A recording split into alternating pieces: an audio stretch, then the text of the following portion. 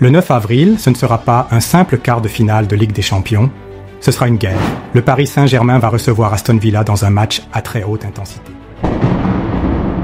Mais l'attention ne sera pas uniquement sur les stars du ballon rond, non.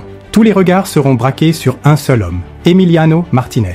Le gardien de l'équipe d'Argentine, ennemi public numéro 1 en France, va remettre les pieds au Parc des Princes. Et ce qui l'attend pourrait bien dépasser tout ce qu'il a connu jusqu'ici. Mais dis-moi en commentaire, est-ce que le parc doit lui faire vivre un enfer ou faut-il tourner la page? Et si t'es passionné par ce genre de clash explosif, abonne-toi maintenant parce que ça ne fait que commencer. Martinez, le roi de la provocation, revient sur terre ennemie. Depuis la Coupe du Monde 2022, Emiliano Martinez n'est plus juste un joueur, il est devenu une cible.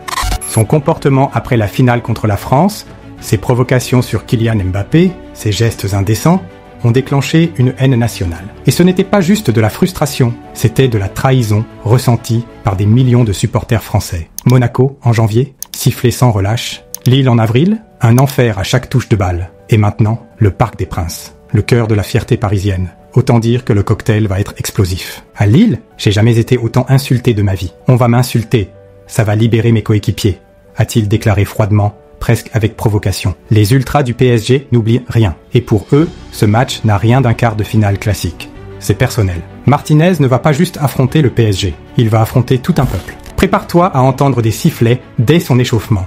À chaque relance, chaque dégagement, la bronca risque d'être assourdissante. Mais ce que personne ne sait encore, c'est comment cela va influencer le match. Est-ce que cela va déstabiliser Aston Villa?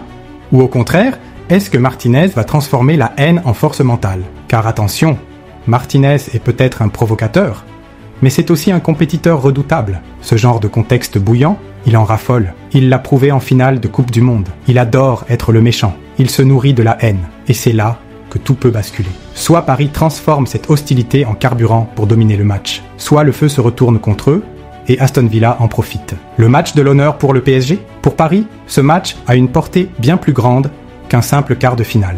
C'est une occasion de laver l'affront de 2022, même symboliquement. C'est une chance pour les supporters de répondre, dans leur stade, à celui qui les a provoqués. C'est aussi l'un des matchs les plus importants de la saison, et perdre à domicile serait catastrophique. Réponse, le 9 avril. Mais tu en penses quoi, toi? Ce n'est pas juste un match, c'est une revanche, une tension accumulée depuis des mois, et elle va exploser sur la pelouse du parc. Est-ce que Martinez mérite ce traitement? Le Parc des Princes peut-il devenir une arme fatale pour le PSG? Ou est-ce que ce climat électrique va se retourner contre eux? Dis-moi en commentaire ce que tu ferais à la place des supporters. Et surtout, abonne-toi maintenant pour ne rien rater des suites de cette histoire. Parce que ce 9 avril, ce n'est pas juste du foot, c'est un règlement de compte.